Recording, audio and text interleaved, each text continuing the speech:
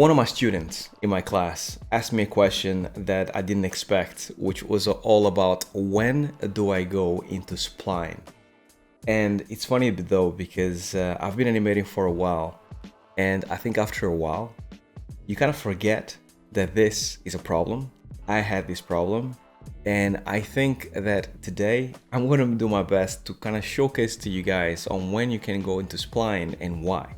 So let's get started with this episode 4 of Animation Power Tips.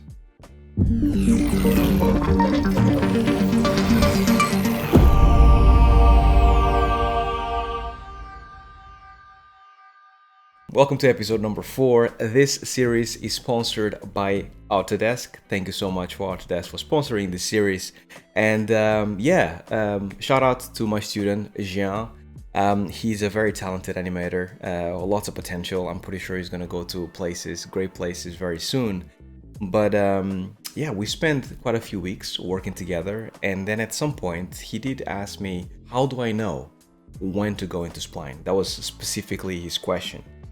And he kind of caught me off guard because to me, it's just a given that I know if I follow all the steps that I normally do to animate, I know I have a sense of when I need to go into Spline and what the next step is after that in order to clean up my animation. From a brand new student and a brand new person coming into animation, everybody tells you that you have to go into stepped, or you have to take your reference, and then after that you go into stepped and you block out your poses, and then you do your in-betweens, and then eventually you go into Spline.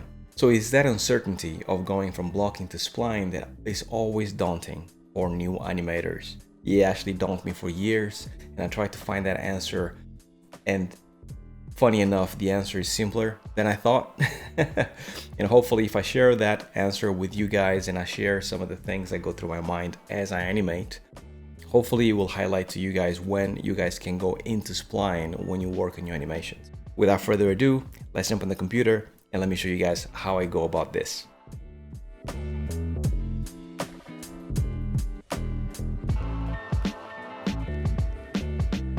This scene you guys have seen before if you've been following the channel for a little bit. Is an uncompleted scene that I've been trying to work on for a while.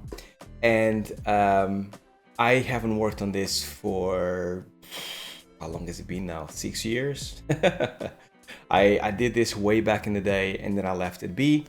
And I think this is a great example because some bits on this animation are going to be getting close to going into that spline step, and some bits are still very far away from that and need more information.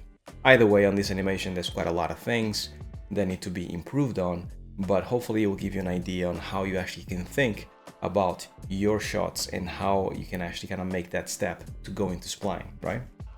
So this shot, basically, I just grabbed a piece of the shot. So I'm just going to grab from around there. So let me just go into perspective so you guys can see the whole scene. And I'm just going to grab a piece of the shot. So around there. And then he turns and like kicks the ball. Maybe like, let's leave the turn in as well and jump. So I've talked about this piece before because I actually spent quite a lot of time taking the reference of this. And the process is actually quite interesting because it kind of showcases how much time you need to spend kind of like getting your reference down before you go into animation, especially if you have different types of references as you go through. So if you haven't checked that video, make sure you check it out. So this piece right now, in the state that it is at the moment, rough and ready, it's basically like this. This guy is kind of like doing a keepy-uppy on the ball and then kicks and turns, right? Now, as you can see, if you look at my timeline here on the bottom, you see that I have lots of space between keys right there, right? So I have a key at 30, another one at 33, another one at 37. So it's roughly in the 3s or 2s as you actually go through. Now, because this is a fast motion and he needs to get the ball and there's a lot of detail all over his body, in this shot specifically, I decided to actually go as deep as going into ones. And this is just for one controller, this is just for the hips. Now, the main key here, and this is the stuff that you guys should remember, is that animation, it's all about data, right? The more data you feed to Maya, the better animations you will get. Because as I mentioned in a previous video, Maya is the worst in-betweener in the world. If you use plugins, you can get something better, but normally you're gonna get the half. You don't want to get the half. You want to get something interesting happening between all your keys. So this is why you need to add as many keys as possible in order for you to feed information to Maya, so Maya can then interpolate your keys and give you interesting animation. Now, in order for you to do that, and let's jump back in, you need to basically do what I did here, which is like kind of add keys as you go through and just start kind of like setting up your timing correctly. Now here, for example, there's bits in the hips that you really don't need one key every time. This is just me keying everything. So when you get to a certain point, let's say like I am happy with the animation that is happening here because all my body is kind of like working correctly. So let's say my animation is just this bit here, right? Right in the beginning. So if this is a whole timeline, the whole animation, I know for sure that I need to add more information. So if you look at the animation, you can see that this arm is all broken and weird. And this is just me going through the motions. This pose looks very tweened, like it's very much like samey as you go through. The character is not really looking the nicest in terms of posing, not great.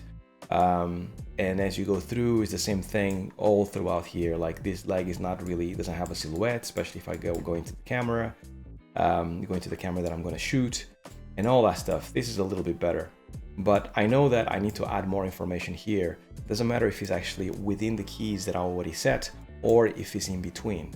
So I need to make sure that I go through this piece and I start adding more information as I go through, because if I actually were to change this into Spline right now, what I will get is basically a mush of information of this specific area. So let me just showcase this to you now. If I select everything, and within this boundary here of time, if I select everything and add it and set it to Spline, this is what I would get. See what I mean? Not enough information. So the character looks super bad. Didn't look so bad when it was tapped, but like the whole thing is like super weird. Like the whole thing is weird. So you need to basically revert back and sort out your animation here, because this is what's basically what's missing from the information, at least that I had when I was learning how to animate. Like you're not giving enough information to Maya, therefore when you hit that Spline button, everything becomes horrible. And because everything becomes horrible and you're already committed to going to Spline, now you have to clean up your mess in Spline, which is more difficult. So you want to make sure that you sort out the problems that you have in your animation in Stacked, because Spline should be just about making your animation better instead of sorting out the issues that your animation have, right? Now, I'll show you what I mean if we actually go to this more detailed area here. So if you go to here, let me just change my timeline here to make sure that we have this and he's doing the keepy uppy. So right now everything is on ones pretty much, and the animation looks a little bit more alive, right? When he's doing the keepy uppy right there. So if I actually select everything and do exactly the same exercise, so I select everything and I go to here and I highlight my timeline and then I go auto tangent, and now everything is in Spline. Now if I press play, look at that, right?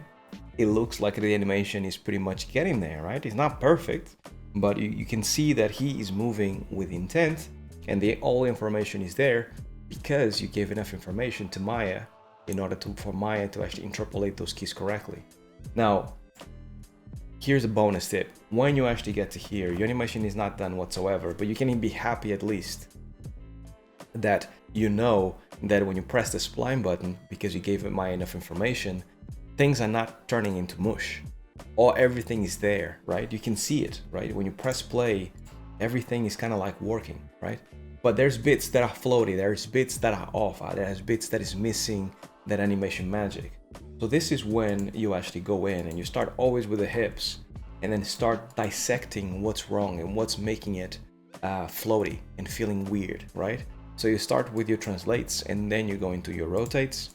So I normally like to start with translate Z, just force of habit. I guess I've been doing a lot of walk cycles and stuff. But like you go into something like this and then you start kind of like analyzing exactly what's going on. As you can see, there's lots of unevenness on this bit, and there's bits here that I have to kind of like have to add auto tangent and making sure that things are not like this is boring time. That actually is very weird.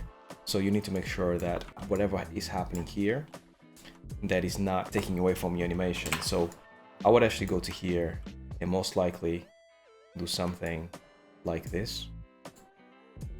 And you don't want it to actually be flat, so you want to add a little something to your tangent to make sure that there's a little bit of movement, but it's not 100% flat.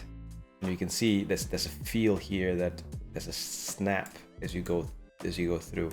By the way, you can change the camera side. You can change your camera angle to like face the axis that you need to see. In this case, would probably be like front, no, left. Yeah, so from the front, what's going on? So now you can see there's a little snap right there. So you would make sure that you go into that animation, enter that key correctly, and then there's a little bit of noise as you go through here. Make sure that that's clean going in, and Shazam, that's much better as you go through. You don't want to change your keys too much because you already did the work previously. Animation is not great, but you already did the work previously, and the animation is pretty much there, right? So I can already see that whenever my character goes to the left here, way too much. So I need to change the timing of this, be much more closer to the end goal that I need, which is around there. So I will play around with my keys as I'm doing right now, even though this is not clean whatsoever, but it'll give you a better feel of where you're going with this. So I need to favor this key right there as I go through. So I need to kind of like go into that left a little bit smoother.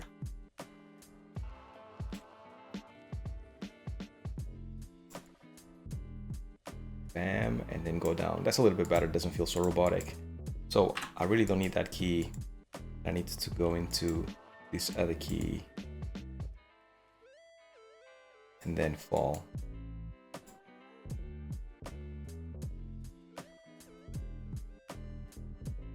Yeah, so that's starting to actually look better. So that's one axis. Same thing with the translate Y. You would actually go in through here, and as you can see, this is up, going up here. This is kind of boring. So we can see if you can do something a little bit more pushed, a little bit better as you go through your keys. Like maybe like more hang time as you go through your keys. And then when you fall down, there's a little bit of a burp right there. You want to make sure that you either exaggerate it, so you kind of like leave it hanging for longer and then he falls, or you make it like a smooth fall down, right, as you go through your animation. And then when he falls down, most likely he needs to bounce down. So you need to have like a, maybe you can break your tangents here. Make sure that you can actually kind of like have a little bit of a hard fall, and then you can go into this key a little bit harder. So you feel it, but you don't really like kind of like see it in your animation. As you kind of come down, you kind of go pam and then go down. Same thing here, you kind of bounce back. Do you want that bounce to keep up a little bit and then go down? Yeah, you want that. As you can see, there's a little bit of something going down as he kind of like comes through. And then after I actually go through every single channel on that controller and I clean everything, I would go into the next one. Now, there's going to be times that you're going to have a controller that depends on others. So for example, the spine, and I'll show you guys here quickly. The spine here, in this case, this character only has 2, but this, oh no, actually has 3. So these 3 controllers here, they are normally related, right? Because when you like bend your spine, you always do it this way. Wait, let me just, I think it's this one and that one. Yeah, so when you bend your spine, you always do it that way, right? You pick up the 3 controllers and you connect them. So they are going to be correlated. So you can actually go through every single controller here. For example, rotate, and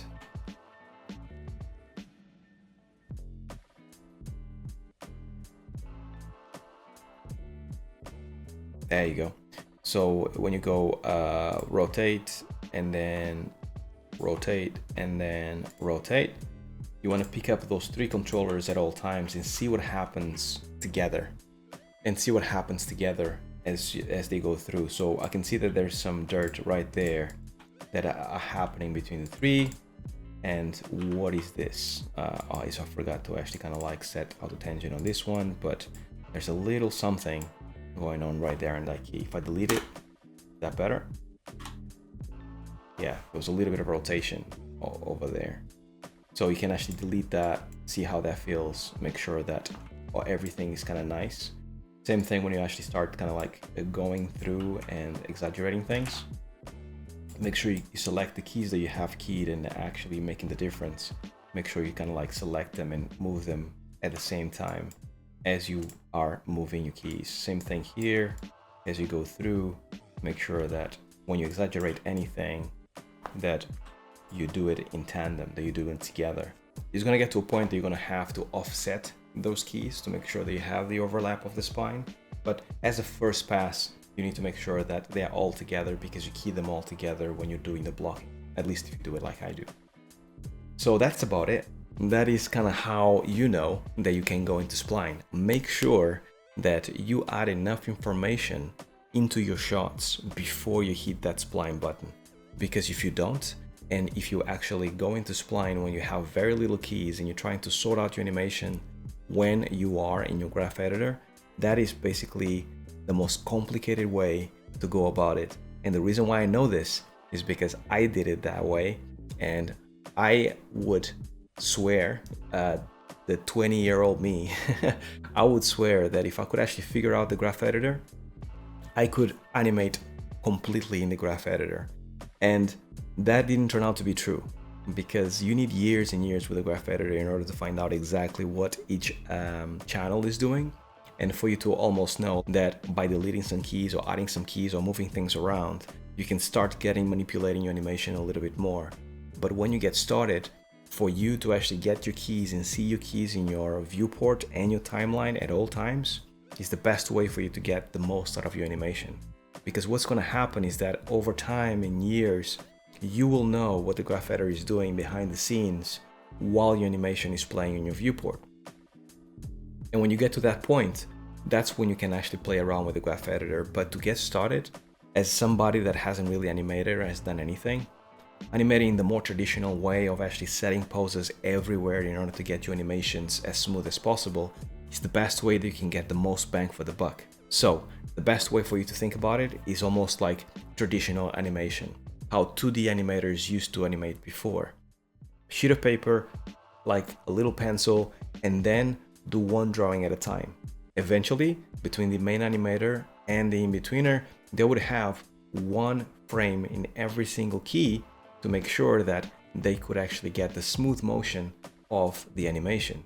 So if you think about it that way, you will find out that your animations will need a lot of work and a lot of poses and a lot of keys in order for you to give enough information to Maya, which is your in-betweener that doesn't know how to do it properly, for Maya to actually get your in-betweens to look amazing, right? Because if you work with Maya and give as much information to Maya as possible, Maya will help you with your animations, because then you can go to your graph editor and then start actually manipulating your tangents and making sure that it adds to animation and doesn't detract from your animation. And that's where you want to be at all times. And that's all I have for you guys. I hope it helps. I hope it was useful. As always, major thanks to my Patreons, to the people that help me every single month and kind of support me for me to keep going with this channel. And thanks for Autodesk to actually support this series. As always, make sure that you keep on animating, keep focused, and stay well. Till next time, peace.